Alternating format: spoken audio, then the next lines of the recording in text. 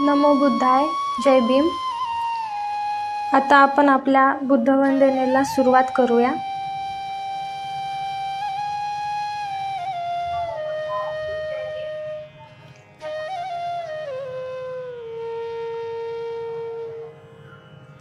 अरहं सम्मा संबुद्धो भगवा बुद्धं भगवन्तं अभिवादेमि. स्वाखातो भगवता धम्मो धम्मं नमस्सामि. सुपटिपन्नो भगवतो सावक संघो संघं नमामि. ओकास वन्दामि भन्ते द्वारतयनं कथं सबं अपराधं क्षमतु मे भन्ते. द्वितीयंपि ओकास वन्दामि भन्ते द्वारतयनं कथं सबं अपराधं क्षमतु मे भन्ते. तृतीयंपि ओकास वन्दामि भन्ते द्वारतयनं कथं सबं अपराधं क्षमतु मे भन्ते. ओकास अहं भन्ते त्रिशरणेन सद्धि पंचशीलं धम्मं याचामि अनुग्रहं कृत्वा शीलं देत मे भन्ते. द्वितीयंपि ओकास अहं भन्ते त्रिशरणेन सद्धि पंचशीलं धम्मं याचामि अनुग्रहं कृत्वा शीलं देत मे भन्ते. तृतीयंपि ओकास अहं भन्ते त्रिशरणेन सद्धि पंचशीलं धम्मं याचामि अनुग्रहं कृत्वा शीलं देत मे भन्ते. नमो तस्य भगवतो अरहतो सम्मा सम्बुद्धस्स. नमो तस्य भगवतो अरहतो सम्मा सम्बुद्धस्स. नमो तस्य भगवतो अरहतो सम्मा सम्बुद्धस्स. बुद्धं शरणं गच्छामि धम्मं शरणं गच्छामि संघं शरणं गच्छामि. द्वितीयंपि बुद्धं शरणं गच्छामि द्वितीयंपि धम्मं शरणं गच्छामि द्वितीयंपि संघं शरणं गच्छामि. तृतीयंपि बुद्धं शरणं गच्छामि तृतीयंपि धम्मं शरणं गच्छामि तृतीयंपि संघं शरणं गच्छामि. पानातिपाता वेरमणि सिक्खापदं समादयामि. अदिन्नदाना वेरमणि सिक्खापदं समादयामि. कामेषु मिच्छाचारा वेरमणि सिक्खापदं समादयामि. मुसावादा वेरमणि सिक्खापदं समादयामि. सुरामेरयमज्जपमादठाना वेरमणि सिक्खापदं समादयामि. साधु साधु साधु. वनगन्धं गुणुपेतं एतं कुसुमसन्तति पूजयामि मुनिन्दस्य श्रीपादसरोदहे. पूजयामि बुद्धं कुसुमेन नयनं पूयेन मेतेन लभामि मोक्षं. पुष्पमिलायति अताहिन्दमे कायो तथा याति विनाशभावम्. गन्धसंभारयुक्तेन दीपेन सुगन्धिना पूजये च पूजनीयन्तं पूजाभाजनम् उत्तमम्. घनसारपदित्तेन दीपेन तं दर्शनातिलोकदीपं सम्बुद्धं पूजयामि तमोनुदं. सुगन्धिकायवदनम् अनन्तगुणगन्धिना सुगन्धिना गन्धेन पूजयामि तथागतं.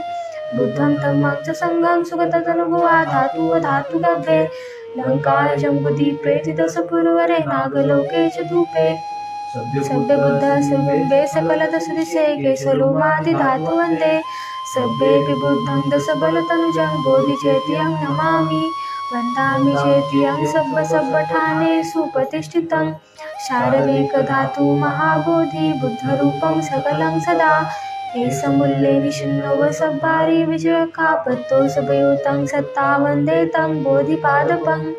इमे ते महाबोधि लोकनाथेन पूजिता. अहं पिते नमस्सामि बोधिराजा नमोऽस्तुते. बोधिराजा नमोऽस्तुते. बोधिराजा नमोऽस्तुते. इतिपिसो भगवानरहं सम्मा सम्बुद्धो विचाचरणसम्पन्नो सुगतो लोकविदु अनुत्तरो. पुरुषधम्मसारथि सत्तादेव मनुष्याणां बुद्धो भगवाति. बुद्धं जीवितपर्यन्तं शरणं गच्छामि. ये च बुद्धातीता च ये च बुद्धा नागता. पचुपन्ना च ये बुद्धा वन्दामि सर्वदा. लक्ष्मी मे शरणमायुं बुद्धो मे शरणं वरम्. एतेन सच्चवज्जन होतु मे जय मङ्गलम्. उत्तमङ्गेन वन्देऽहं पादपशुवरोत्तमम्. बुद्धेयो खलितो दोषो बुद्धो खमतु तममं. यङ्किञ्चिरतनं लोके विद्यति विदापतु रतनं बुद्धसमानद्धि तस्मासोति भवन्तु मे यो सन्निषिन्नो वरबोधिमूले मारंससेनामहन्ति विषित्वा सम्बोधिमागच्छि अनन्तयानो लोकोत्तमोतं प्रणमामि बुद्धं स्वाखातो भगवता धम्मो सन्देष्टिको अकालिको यविपस्सिकोपनायको पच्यतं वेदितभो वियुहिति धम्मं जीवितपर्यन्तं शरणं गच्छामि ये च धम्मातीता च ये च धम्मानागता पचुपन्ना च ये धम्मा वन्दामि सर्वदा नत्थि मे शरणं आयं धम्मो मे शरणं वरम् एतेन सच्चवचन होतु मे जय मङ्गलम् उत्तमङ्गेन वन्देऽहं धम्मं सन्ति विदुत्तमं धम्मेयो खलितो दोषो धम्मो कमतोत्तमम् यङ्किञ्चिरतनं लोके विजति विदापतु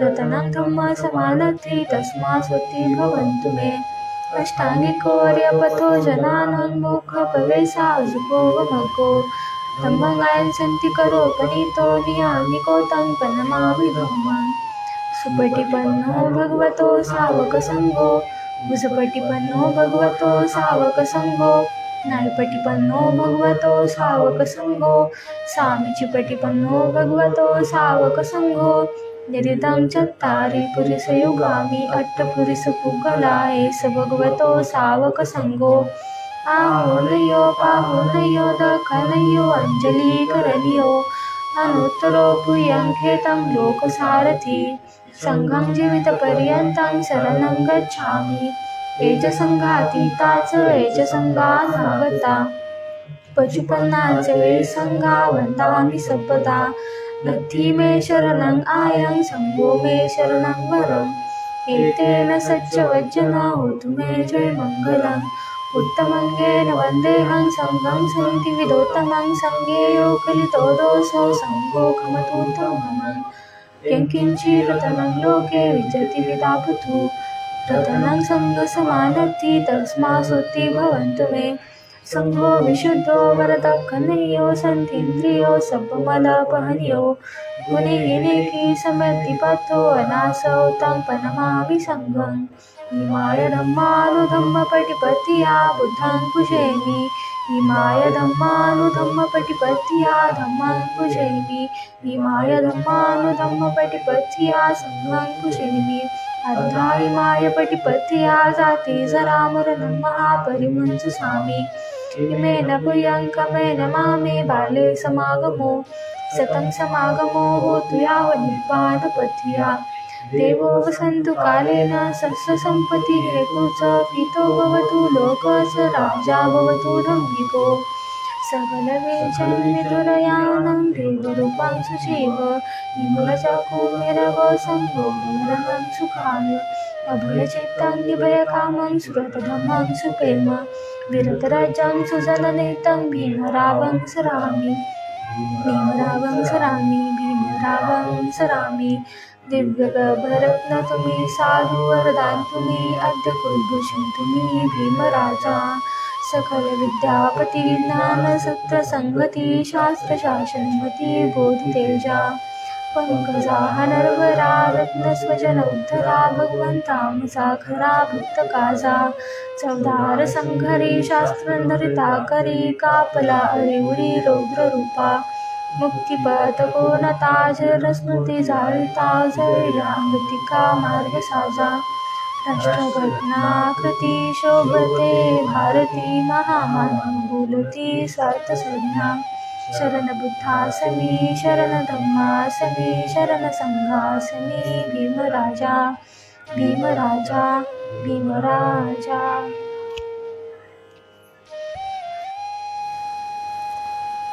आज आपण पाहणार आहोत गौतमाचे बिंबिसारास उत्तर पूर्वार्ध। याप्रमाणे मगध राजाने गौतमाला इंद्राप्रमाणे योग्य आणि खंबीर शब्दात उपदेश केला, परंतु तो ऐकल्यावर राजपुत्र डळमळला नाही, तो पर्वताप्रमाणे अचल राहिला। मगध राजाने याप्रमाणे उपदेश केल्यावर गौतमाने आपल्या शांत आणि स्नेहपूर्ण चेहऱ्यात बदल न करता खंबीर शब्दाने व खणखणीत वाणीने पुढील प्रमाणे उत्तर दिले। आपण जे सांगितले त्यात आपल्या दृष्टीने चमत्कारित असे काही नाही. महाराज, सिंह ज्याचे राजचिन्ह आहे अशा थोर कुळात ज्या अर्थी आपला जन्म झालेला आहे आणि ज्या अर्थी आपण मित्रांवर प्रेम करणारे आहात, त्या अर्थी आपल्या एका मित्राच्या बाबतीत आपण या मार्गाचा अवलंब करावा हे अगदी स्वाभाविक आहे. दुष्ट मनाच्या माणसाच्या बाबतीत त्याच्या कुळात योग्य असा स्नेहभाव खंडित होतो आणि विलयास जातो.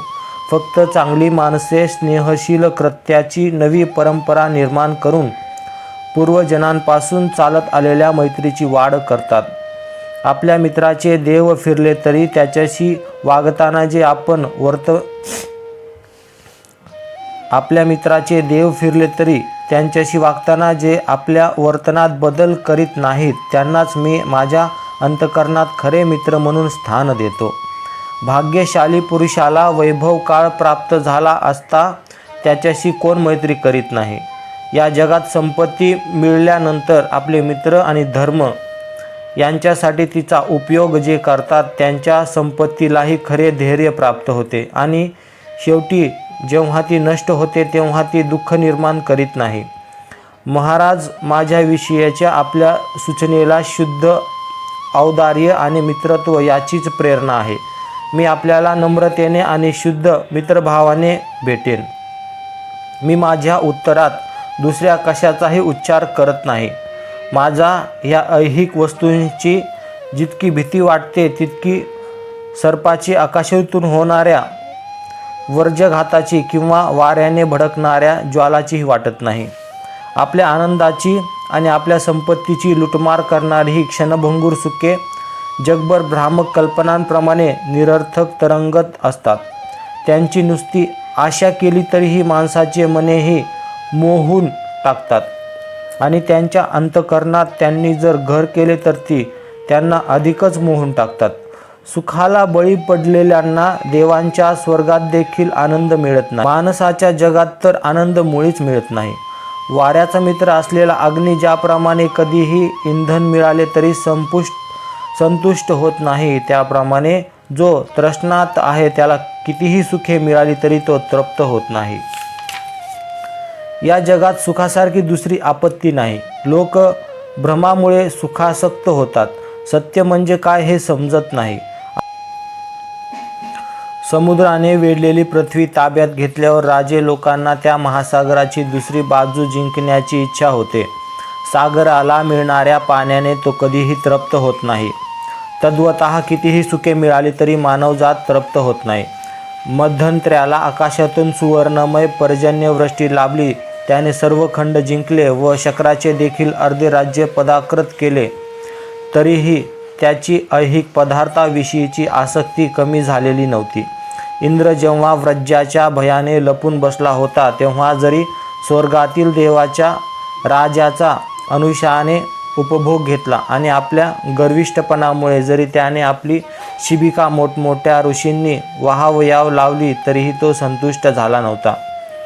इतर उद्दिष्टे साध्य करण्यासाठी ज्यांनी आपले जीवन अर्पण केले, चिंध्या हेच ज्यांचे कपडे होते, कंदमूळ, फळे आणि पाणी हेच ज्यांचे अन्न होते आणि सर्पाप्रमाणे लांब आणि पिळलेल्या जटा ज्यांनी धारण केल्या होत्या, अशा ऋषीमुनींना देखील ज्यांनी जिंकले, त्या सुख नामक शत्रूसाठी कोण प्रयत्न करील? सुखासाठी जे धडपडत आहेत आणि ऐहिक साध्य जे पाठीस लागले आहेत, त्यांच्या दुःखाविषयी आत्मसंयमी लोक जेव्हा ऐकतात तेव्हा सुखाचा त्याग करणेच त्यांना योग्य वाटते. सुखप्राप्तीतील यश म्हणजे सुखी माणसावरील विपत्ती समजली पाहिजे, कारण त्यांचे इच्छिलेली सुखे त्याला मिळाली ना म्हणजे तो उन्नत होतो. उन्नतपणामुळे जे करू नये ते तो करतो व जे करावे ते तो करत नाही. अशा रीतीने तो दुखावला गेला म्हणजे त्याचा शेवट अधपतनाला जात होतो. कष्ट करून मिळवून ठेवलेली, तुम्हाला फसवून जिथे आली तिथे जाणारी व काही काळापुरती उसनी घेतलेली ही सुखे, या सुखात कोणता आत्मसंयमी मनुष्य जो तर शहाणा असेल तर रममाण होईल. ज्यांचा शोध करून ती प्राप्त करीत असताना तुमच्या वासना भडकतात अशा गवताच्या चुडीप्रमाणे असलेल्या सुखात कोणत्या आत्मसंयमी माणसाला समाधान लाभेल? जी सुखे दूर भिरकावून दिलेल्या मांसाच्या तुकड्याप्रमाणे आहेत आणि जी राज्ये लोकांकडून उपभोगीत गेल्यामुळे विपत्ती निर्माण करतात, अशा सुखात कोणत्या आत्मसंयमी माणसाला समाधान लाभेल?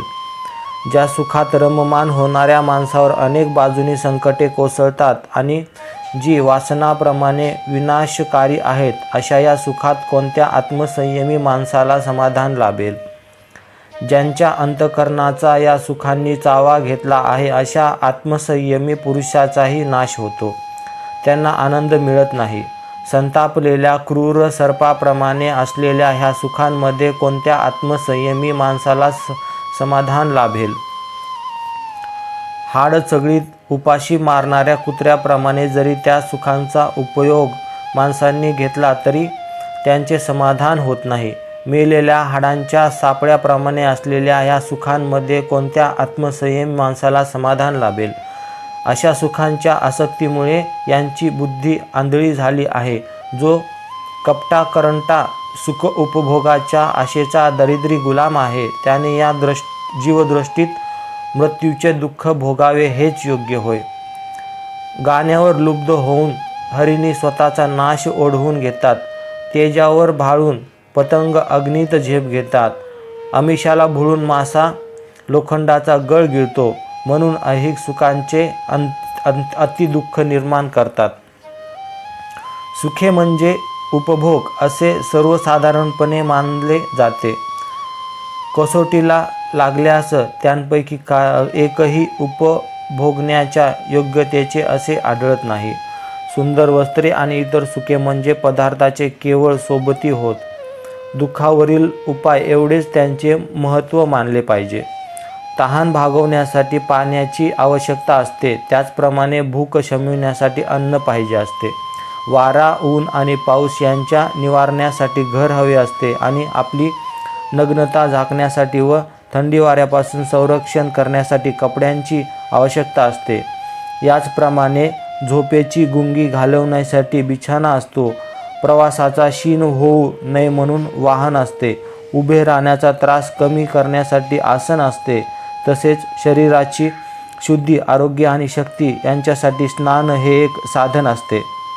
म्हणून बाह्य वस्तू म्हणजे मानवाच्या दुःख निवारणाची साधने होत.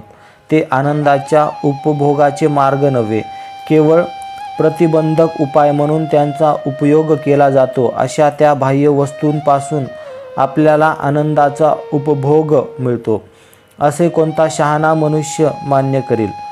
पित्त प्रकोपाच्या तापाने फणफणल्यामुळे शीतलतेच्या उपभोगाजनांनी दुःख कमी करण्याचा गुंतला असता जो त्या उपाय योजना म्हणजे आनंदाचा उपभोग असे समजतो, तोच सुखाचा आनंद हे नाव घेतो. ज्या अर्थी सर्व सुखांमध्ये चंचलता आढळून येते, त्या अर्थी त्यांना आनंद हे नाव देऊ शकत नाही. कारण सुखामागून दुःख येणे हे मुळी त्याचे वैशिष्ट्य आहे. भरपूर कपडे आणि सुगंधी कोरफड या वस्तू हिवाळ्यात सुखदायक असतात, परंतु उन्हाळ्यात त्रासदायक असतात. आणि चंद्रकिरण व चंद उन्हाळ्यात सुखदायक असतात, पण हिवाळ्यात दुःखदायक ठरतात. सर्वांना माहीत असलेला फायदा आणि तोटा या आणि इतर अनेक परस्पर विरोधी जोड्यांचा जगातील प्रत्येक वस्तूंशी अविभाज्य संबंध आहे. म्हणून जगात कोणतेही मनुष्य संपूर्ण सुखी नाही किंवा संपूर्ण दुःखी नाही. सुख आणि दुःख यांचे स्वरूप संमिश्र आहे असे जेव्हा मला दिसून येते, तेव्हा राजपद आणि गुलामगिरी या दोन्ही गोष्टी एकच आहेत हे मी समजतो. राजा नेहमीच हसत नसतो किंवा गुलाम नेहमीच दुःखात नसतो. राजा होणे म्हणजे अधिक व्यापक अशा जबाबदाऱ्या स्वीकारणे होय. आणि म्हणून राजाची दुःखे मोठी असतात, कारण राजा हा खुंटीसारखा आहे. तो जगासाठी त्रास सहन करतो. जे राजपद जाण्याची भीती असते आणि ज्याला कपटीपणे वर्तन आवडते, अशा राजपदावर जर राजाची निष्ठा असेल तर तो राजा दुर्दैवी होय. आणि याउलट जर त्यावर त्याची निष्ठा नसेल तर आपल्या भित्र्या राजाला सुख तरी कसे मिळणार? आणि संबंध पृथ्वी जिंकल्यावर जर फक्त एकाच शहराचा उपयोग वसतिस्थान म्हणून होऊ शकतो आणि त्यातही जर फक्त एकच घर हे निवासस्थान होऊ शकते, तर मग राज्यपद म्हणजे केवळ इतरांसाठी केलेले कष्ट नव्हे काय? आणि राजपद स्वीकारल्यावर सुखवस्त्रांच्या एका जोडीपेक्षा अधिक कपड्यांची त्याला आवश्यकता नसते आणि केवळ भूक शमविण्यास इतके अन्न त्याला पुरेसे असते. त्याचप्रमाणे फक्त एक बिछाना आणि एक आसन एवढ्याचीच राजाला गरज असते. याखेरीज इतर वस्तू या केवळ अभिमानाने मिरविण्यासाठी असतात. आणि समाधान लाभावे म्हणून जर या सर्व फलांची अपेक्षा असेल तर राजाशिवायही मी संतुष्ट राहू शकेन. आणि जर माणसाला या जगात एकदा समाधान लाभले तर बाकी सगळ्या गोष्टी अनावश्यक नाहीत काय? म्हणून समाधानाचा मंगल मार्ग ज्याला सापडला तो सुखाच्या बाबतीत कधी फसणार नाही. आपण व्यक्त केलेली मैत्री लक्षात घेऊन मी विचारतो की सुखांना काही किंमत आहे काय? मी ग्रहत्याग केला तो रागाने नव्हे किंवा शत्रूच्या बाणाने माझा मुकुट धुळीस मिळाला म्हणून नव्हे किंवा आधी उच्च असे हेतू साध्य करून घेण्याची माझी आकांक्षा आहे म्हणून आपली सूचना नाकारतो असे नव्हे. अत्यंत विषारी आणि क्रोधाविष्ट सर्पाला एखादा सोडून दिल्यावर जो पुन्हा पकडण्याचा प्रयत्न करील किंवा एकदा पेटवलेल्या गवताची चूड ती पुन्हा धरण्याचा जो प्रयत्न करील, असाच मनुष्य सुखाचा त्याग एकदा केल्यावर पुन्हा त्याच्या पाठीमागे लागेल. डोळस असून जो आंधळ्याचा हेवा करील, स्वातंत्र्य असून बंधनात असल्याचा हेवा करील, श्रीमंत असून कंगाल माणसाचा हेवा करील, शहाणा असून वेड्याचा हेवा करील, तोच मी म्हणतो. फक्त तोच मनुष्य ऐहिक सुखाच्या मागे लागलेल्या माणसाचा हेवा करील. माझ्या सन्मित्रा, जो भिक्षेवर गुजरतो करतो त्याची कीव करण्याचे कारण नाही. त्याला या जगात उत्कृष्ट समाधान लाभते, संपूर्ण शांती मिळते आणि त्याच्या दृष्टीने परलोकातही सर्व सुखे दुःखे नाहीशी झालेले असतात. परंतु संपत्तीमान असूनही जो लोभी आहे त्याला या जगात शांतीचे समाधान लाभत नाही, कारण परलोक मात्र दुःख अनुभवावे लागते. त्याची मात्र कीव केली पाहिजे. आपण जे मला सांगितले ते आपले चरित्र, आपला जीवनमार्ग आणि आपले कुळ यांना शोभेल असे आहे आणि माझ्या निश्चय पार पडणे हे देखील माझे चरित्र, माझ्या जीवनमार्ग आणि माझे मूळ यांना शोभेल असे आहे. उद्या आपण पाहूया गौतमाचे उत्तरार्ध.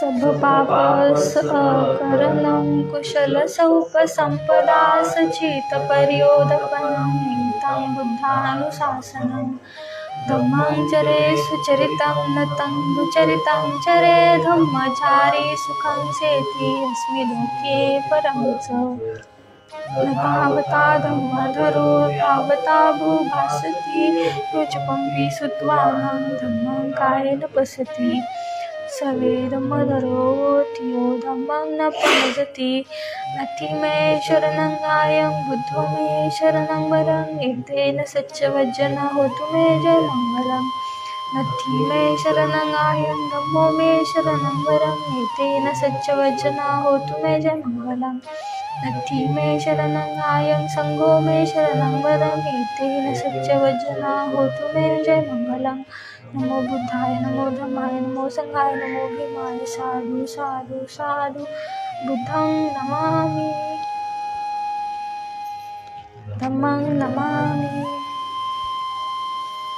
संघं नमामि